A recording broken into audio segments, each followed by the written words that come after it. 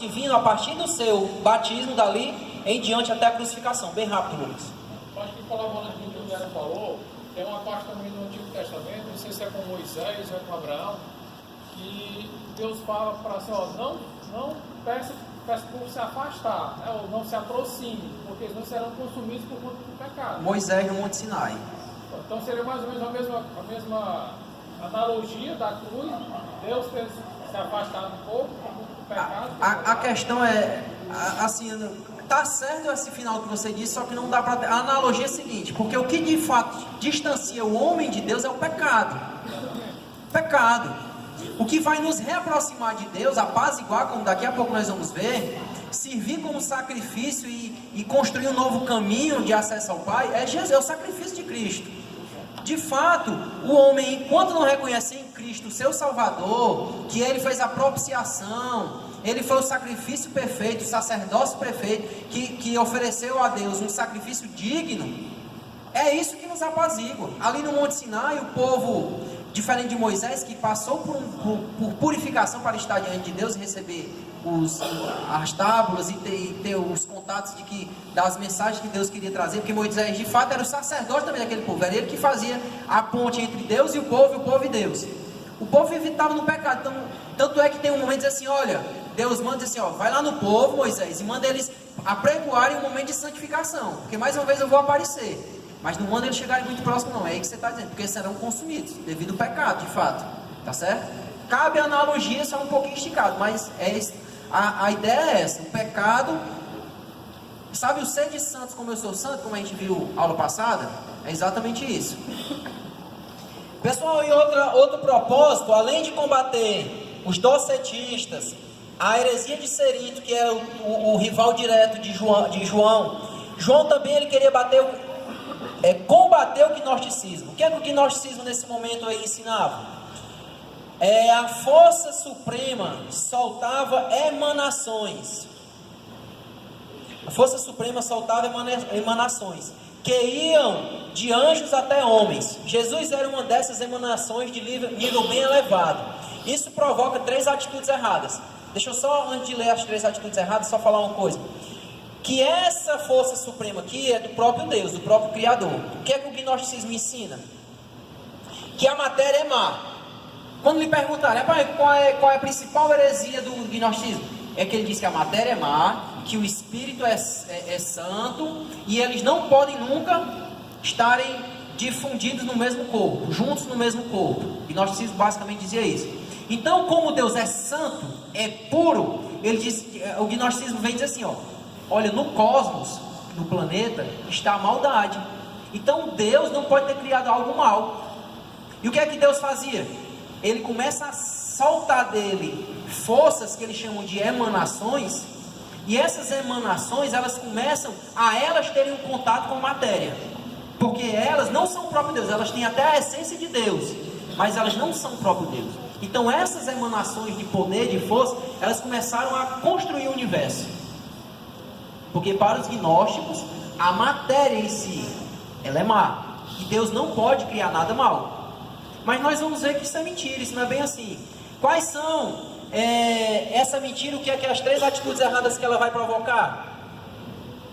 A primeira, não coloquei, página 44, pessoal. A primeira, o corpo é mau, é preciso dominá-lo. Celibato, sacrifícios pessoais. O que é que aqui o gnosticismo ele ensina? Olha, o seu corpo, nele reside a maldade. Só que para você diminuir a força desse mal que está dentro do seu corpo, o que é que você faz? Se flagele. Leve o seu corpo a um ponto que ele esteja tão fraco que seu espírito se torne forte. É aí que nós vemos naquelas religiões que os homens se flagelam. Tem até o cílio, que é como se fosse garras. Tem naquele filme Código da Vinci. Tem um padre lá que ele pratica esse flagelamento aqui. Ele coloca uma espécie de corrente cheia de dentes na sua coxa e ali ele acocha, com o sentido de aquilo dali fazer o seu corpo sofrer e elevar o seu espírito. Isso é mentira, pessoal. Voltando à analogia que eu fiz, matar minha carne, cortar o meu corpo, não vai me tornar mais santo, porque a maldade em si não está na matéria propriamente. Outro erro que eles ensinavam, página 44 ainda, B. O corpo é mau. Não influencia a parte espiritual. Portanto, podemos pecar à vontade. Outra turma de gnósticos, que são chamados de libertinos, eles diziam assim, olha, existe um dualismo. Carne, que é matéria, e espírito, que é abstrato. São totalmente paralelos um ao outro. Nunca eles vão se cruzar. São distintos uns dos outros. Então, se eles são distintos uns dos outros, tanto faz eu me santificar ou não, o espírito ele é inabalável. Ele continua sendo espírito. E aí o que é que esses libertinos, pelo nome já sugerem? Eles pecam à vontade. Imoralidade sexual, glutonaria, mentira, tudo que você imaginar. Aí a irmã Pretinha está dizendo aqui, mas de fato não é nem tanto safadeza. Sabe o que é, pessoal? É má compreensão. Vocês acreditam? Eles não conseguiam no momento aqui entender espírito e carne como algo que podem habitar num corpo. E eles diziam isso. Não, o espírito ele é imaculado. Ele não pode sofrer mácula. Ele não pode ser manchado. Então, apesar de eu pecar, não tem problema. Eram os libertinos, tá certo? Esse item A aqui, pessoal, o nome dessas pessoas eram os ascetas. E o que é que o ascetismo pregava? Essa questão do flagelo humano, tá certo? E o item C, só o Espírito é importante. Podemos alcançar a perfeição a ponto de não pecarmos mais. Olha aí, pessoal. Eles dizem, e nós vamos já ver sobre mais aprofundado sobre o gnosticismo, ele vai dizer que se eu começo a estudar sobre Deus, por exemplo, a gente está fazendo teologia aqui, olha, pensar sobre Deus é estudar Deus. A gente começa a fazer teologia a ponto de conhecer os atributos de Deus, a sua natureza, saber que foi Ele que fez todas as coisas. A gente começa a entender Deus. E aí eu começo a elevar o meu conhecimento sobre Deus. E o gnosticismo, gnosis, é de fato conhecimento. Quando eu começo a elevar esse meu conhecimento sobre Deus, eu vou dizer, olha, eu posso pecar a tal ponto de que o meu conhecimento de Deus não vai ser abalado. Então eu posso pecar, não tem problema. Porque eu sei que mesmo se eu pecar, Deus é perdoador, que eu aprendi isso. Eu aprendi que Ele é perdoador, então eu posso pecar à vontade. Só que João, assim como Pedro, assim como Paulo vai dizer, olha, conhecimento sem prática é nulo. Se eu tenho conhecimento de Deus e tenho uma vida piedosa, hoje o Felipe postou uma frase mais ou menos assim, olha, conhecimento gera atitude. Foi mais ou menos assim que ele postou, não foi bem isso não, mas a ideia é essa. Se eu conheço Deus, se eu conheço a respeito de Deus, o temor e até o amor pela obra que Ele fez por mim é tão grande que eu me santifico. Se não existe isso, pessoal, o conhecimento que você tem a respeito de Deus é um conhecimento nulo. Não basta apenas conhecer sobre Deus, nós temos que viver Deus. Então os gnósticos eles diziam, olha, se você eleva o seu conhecimento, e tem até um nomezinho para esse termo, que de fato é a pneuma, né, que é o espírito. Se você, aí tem uma expressão que eles usam, de quando aperfeiçoa essa pneuma, se eu dou conhecimento, se eu cresço espiritualmente através de conhecimento, eu posso fazer o que eu quiser com minha carne. E não é bem assim. Não é bem assim. A minha confissão, o que eu falo, tem que ser confirmada nas minhas obras, no meu estilo de vida, porque senão de nada vale esse conhecimento que nós temos a respeito de Deus, tá certo? Lá no finalzinho da sua página 48, o que é que nós podemos concluir então? A primeira epístola foi escrita para uma comunidade que se defrontava com a heresia gnóstica do primeiro século, tá? João procurou encorajar os cristãos a viverem uma espécie de vida coerente com a comunhão de Deus e Jesus. É o que eu acabei de dizer. João diz, olha, não basta apenas ter conhecimento. Porque esses gnósticos, pessoal, não se enganem, eles estavam dentro da igreja. E muitos deles começaram a infiltrar esses falsos ensinos dentro da igreja. Então, João escreve para as pessoas daquela igreja dizendo, olha, não pensem, não aprendam com eles. Porque se o conhecimento deles não tem obra, não tem vida digna diante de Deus, não vale.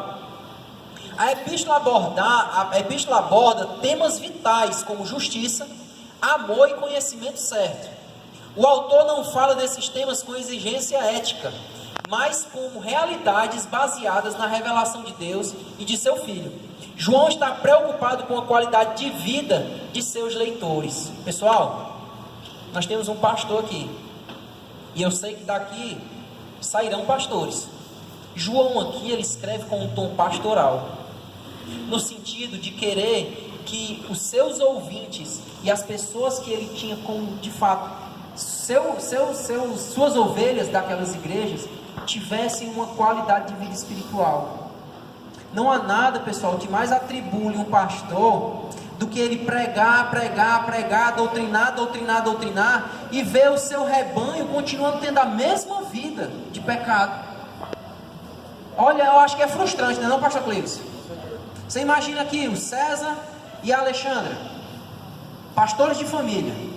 Aí eles vão falar: pessoal, olha o adultério, pessoal. Cuidado, pessoal, com que vocês estão dando margem para os pensamentos, a cabeça de vocês. Daqui a pouco estoura um caso de adultério. Aí eles: rapaz, tanto que eu ensinei, rapaz, na aula lá do MMI sobre aliança, tanto que a gente disse para as pessoas considerar e dar importância à aliança. A pessoa ainda fala um negócio desse. É frustrante, não é não?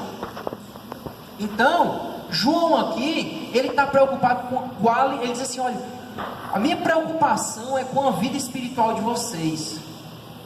A minha preocupação é com a comunhão que vocês têm que ter com Deus e o conhecimento sobre Deus correto. Porque toda atitude, pessoal, reflete uma consequência. E João, sabendo disso, ele doutrina, ele ensina, ele adverte. Mas o negócio está difícil. Assim como hoje é difícil. Vamos lá agora para o texto, pessoal, propriamente dito. Vamos aproveitar esses 15 minutinhos últimos aqui, para a gente falar pelo menos, vamos ver se a gente consegue falar do versículo 1 até o versículo 4 de 1 João. A comunhão com Deus. Nós vamos ver nesse primeiro capítulo que João, ele vai enfatizar a comunhão do crente com Deus.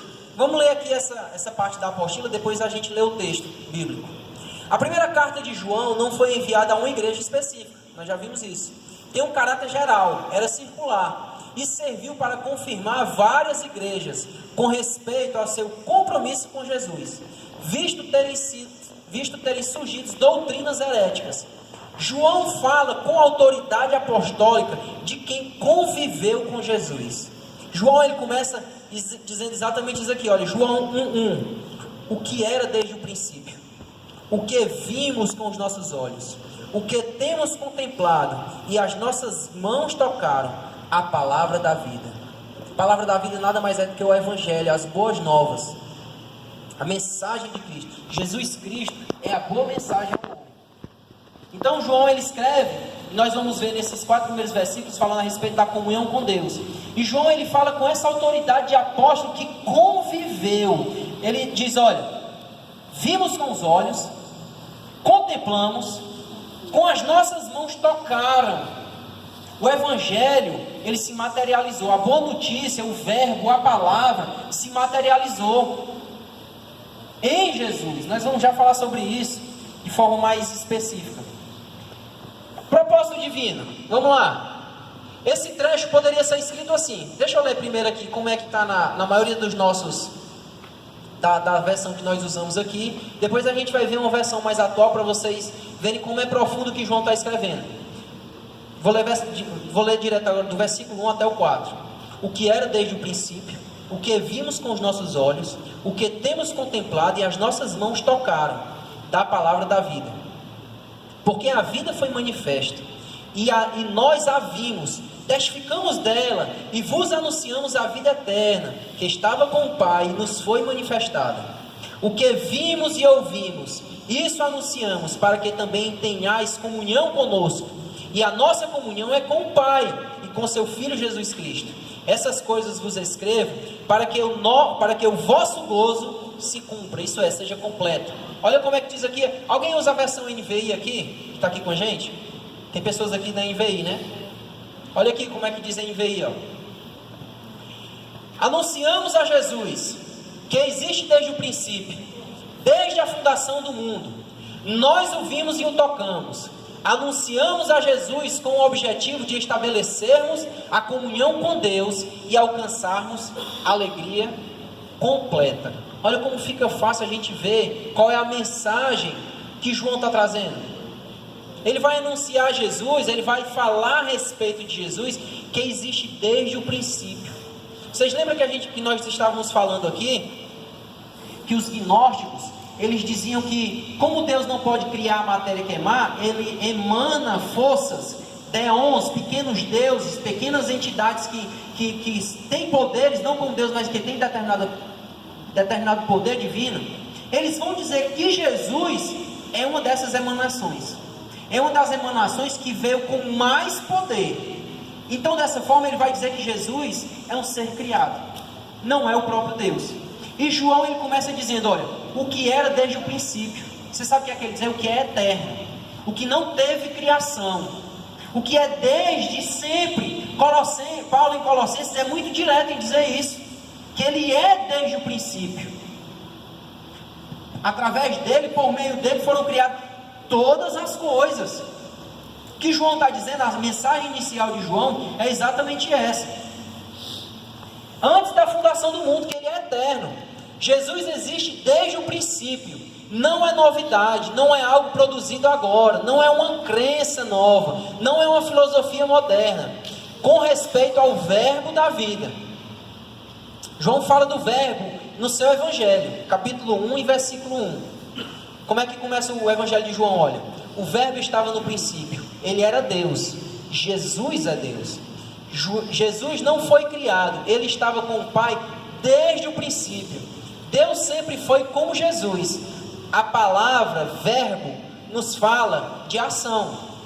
É muito importante, pessoal, nós entendermos aqui que quando João diz que as nossas mãos tocaram na palavra, essa palavra aqui é o verbo, assim como ele fala no evangelho que vamos ler aqui João 1 de forma bem ipsilítrica, como está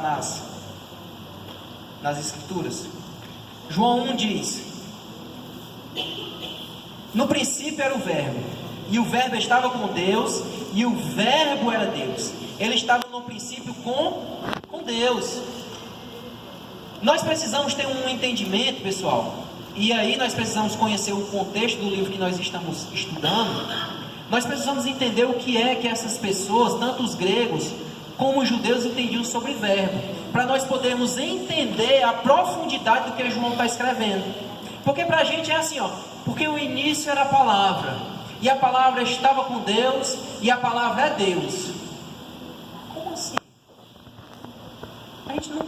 A gente lê e fica, a palavra estava com Deus, a palavra é... Não consigo entender o que é isso aqui. Vamos agora levar nossa mentalidade igual de um grego dessa época, igual de um judeu, para a gente entender a profundidade que João está escrevendo. Compreensão de logos, do verbo, da palavra. Palavra é a mesma coisa que logos, tá? Logos tanto é palavra, como nós vamos ver que logos é uma espécie de mente, de força abstrata, tá certo? Como é que os gregos entendiam o que era logos, quando João diz, no princípio era o verbo, no princípio era o logos? Vamos ver o que é que os gregos aqui entendem quando liam isso daqui.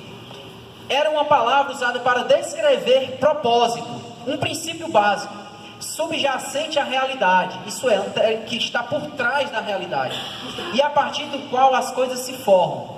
Então o verbo fala do poder subjacente na criação do universo, e que o mantém até hoje. Trocando em miúdos, o que é isso aí? O grego chama esse universo aqui, esse planeta, essa matéria, de cosmos. A criação, o universo é o cosmos.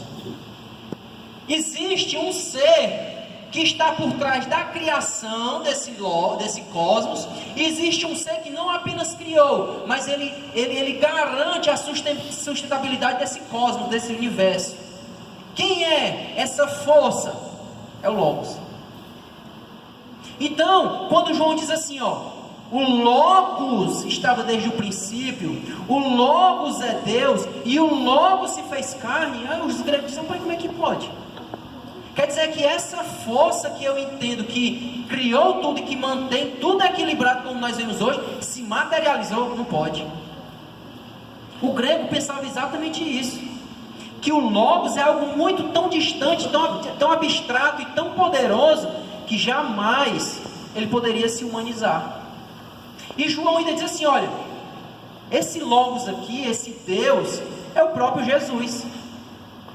Esse Jesus aqui que encarnou, ele criou tudo. Esse Jesus aqui que encarnou, ele sustenta tudo pela palavra do seu poder, como diz o escritor dos Hebreus. Então, nós precisamos entender que quando João diz que o Logos está desde o princípio, o verbo, como nós lemos, o Logos estava com Deus e era Deus. O grego, ele diz assim, ele se materializou. Não dá para entender isso não, eu não consigo. Mas o que João está deixando claro para esses gregos é exatamente isso, que esse Logos, ele encarna. Ele não é simplesmente uma mente, uma força que sustenta tudo. Ele é o próprio Deus e ele encarnou para cumprir um propósito. Tá certo? Como é que alguém ficou com alguma dúvida em relação a esse Logos? Para os gregos? Para os judeus, o que era esse Logos? A palavra verbo fala de alguém que é ativo, tá? Quando o judeu escutava essa expressão verbo, era aquela voz que vinha e conversava com Adão, lá no paraíso. É alguém ativo, alguém que conversa, alguém que tem personalidade. É alguém que existe, mas que existe a ponto de se relacionar, de ouvir e ser ouvido. Tá certo? O judeu, ele dizia isso. É alguém que é ativo, que se relaciona à pessoa e que fala com a pessoa que ouve. Assim, João, escrevendo para uma igreja composta de judeus e gentios, usou a palavra verbo, em que todos iam entender, tanto os gregos como os judeus entenderam o que é o verbo. Jesus, a partir de quem as coisas todas foram criadas, em quem Deus se revelou aos homens, e que exige do homem uma resposta, uma tomada de decisão. João está dizendo assim, olha, esse Logos que vocês judeus pensam que está lá longe, esse Deus, ele quer se relacionar com você. Esse Deus é uma pessoa, esse Deus existe. Agora, esse Deus é diferente de um banco desse, que ele existe, mas ele não tem consciência que existe. Tá certo? Então, se Deus é uma pessoa, vem a pergunta para mim e para você. Qual foi a última vez que você se relacionou com ele? Há quanto tempo você não escuta a voz de Deus? Há quanto tempo esse Deus que se relaciona, que verbaliza a sua vontade, não deu um puxão de orelha dizendo assim, está na hora de mudar a atitude, como aqui está dizendo o escritor, o autor da nossa apostila, uma tomada de posição. Esse Deus, pessoal, ele continua se comunicando conosco, continua se relacionando. Há quanto tempo nós não chegamos para Deus, para esse verbo, e diz assim, olha, eu não queria, mas porque você está me pedindo, eu vou. É uma tomada de atitude, é considerar esse verbo, que ele não fica simplesmente no abstrato, mas que se relaciona, que não perdeu o contato com o homem. E esse verbo aí, pessoal, que o judeu também considera como tão distante, porque é santo, santo, santo, como diz o profeta Isaías, ele está tão distante, eles não têm como aceitar que Jesus é esse Deus. Aí João vem e diz assim, olha, esse Logos que está lá longe, que vocês entendem que está longe, ele montou o tabernáculo em nosso meio, e vimos a sua glória como a glória do unigênito do Pai. João 1,14. E vimos a sua glória como a glória do unigênito do Pai. Ele se fez carne, habitou entre nós, e nós vimos a sua glória. Eu vou ler aqui um texto em Colossenses, espero que eu acerte aqui, que Paulo, e Colossenses, pessoal, é a carta onde Paulo vai combater muito ideias gnósticas. Ao ler Colossenses, tentem enxergar isso.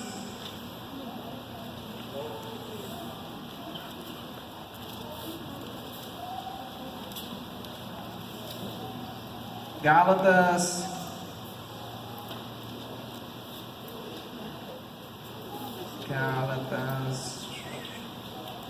não, pessoal, desculpa, Colossenses.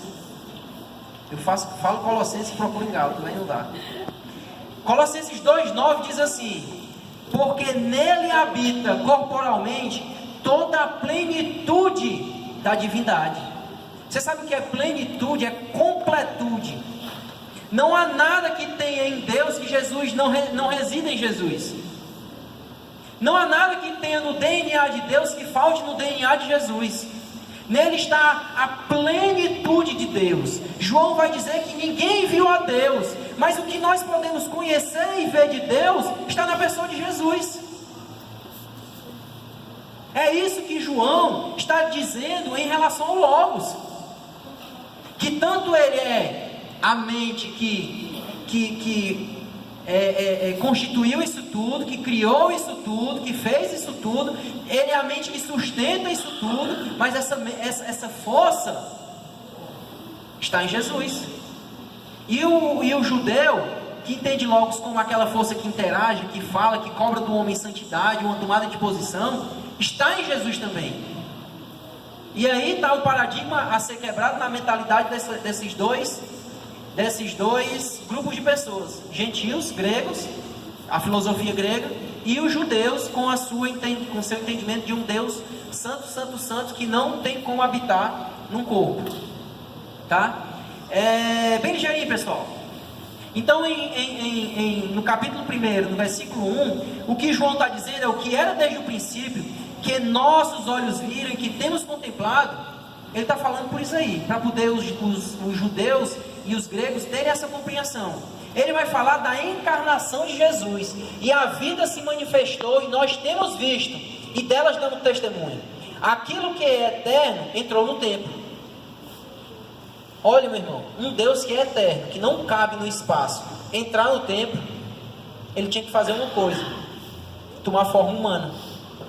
Porque nós dependemos do tempo, nós dependemos do espaço, nossa existência depende do tempo, do espaço. Então Jesus, ele sai da sua enormidade, que é eterna, a um mísero humano, se esvazia, como diz Filipenses 2, se torna humano, como eu e você. O próprio Deus se manifestou a nós, armou sua tenda, como diz lá com o versículo que eu citei, João 1,14. Montou o tabernáculo, sua habitação entre nós. A encarnação testemunhada por João, ele se refere a 3 sentidos do ser humano: ouvido, olhos e tatos. E ele fala isso porque João esteve com Jesus. Ele viu, ouviu e pegou. Aqui João está falando da encarnação do Logos, e também está combatendo a ideia lá do docetismo, que Jesus não tinha esse corpo de carne e sangue, e ossos, e nervos, e pensamentos como eu e você temos. João aqui num versículo só está combatendo esses 2 ensinamentos heréticos. A palavra que usou para falar que suas mãos apalparam o verbo da vida se refere mais do que simplesmente tocar em Jesus. Sabe aquela coisa que a gente está às vezes dentro do ônibus e uma pessoa se esbarra na gente, a gente sente que está uma pessoa passando atrás da gente, mas a gente não consegue reter nenhuma informação daquela pessoa, porque é simplesmente um toque. Eu não consegui absorver nada daquela pessoa. Ou então eu estou aqui falando a vocês e passa uma pessoa lá atrás, onde está escuro, em que eu procuro ver quem é aquela pessoa, eu vi o vulto, mas eu não consigo absorver nada. Mas o que João está dizendo é algo mais profundo, que ele simplesmente não ouviu de longe, mas ele pode perceber em olhar para Jesus, muitas vezes a aflição do sofrimento, o semblante de fome, o olhar de tristeza quando Lázaro morre, talvez o olhar de insatisfação e de contrição que ele sente quando ele sabe que os pecados da humanidade vai recair sobre ele, aquela angústia. João, ao olhar para ele, percebe no seu olhar todas essas emoções. João está dizendo que se relacionou a tal ponto com Jesus, que sabe quando você é amigo de uma pessoa, ou irmão, ou é seu pai, ou é sua mãe, que você olha e diz assim, ó, no seu olhar eu estou vendo que você está diferente. Se for tristeza, eu estou lhe achando com o seu semblante tão caído, o que está acontecendo? Ou se a pessoa estiver entusiasmada, alegre, você diz, pai, parece que tem uma áurea diferente aí, que eu estou vendo um sorriso fácil. O que João está dizendo é que não foi simplesmente um toque impessoal, passageiro, não. João, ao se relacionar com Jesus, como eu falei no início, teve até o seu caráter modificado pelo toque de amor que Jesus fez nele. Talvez João teve o seu espírito encorajado, porque Jesus sempre tinha aquela palavra de autoridade, de intrepidez, de que tudo vai dar certo. João contemplou, não simplesmente como eu e você, muitas vezes, mas eu congrego com fulano de tal, mas eu não conheço nada da vida dele, eu não consigo perceber se ele está feliz, se ele está triste, porque simplesmente eu o vejo. O relacionamento de Jesus, assim como os dos outros discípulos, foi muito mais profundo com o Mestre, a ponto de reconhecê-lo, a ponto dos sentidos, o tato, o olhar, o ouvido, a fala, confrontá-lo e aperfeiçoá-lo. Oi, Aldevi, para a gente ir para o intervalo?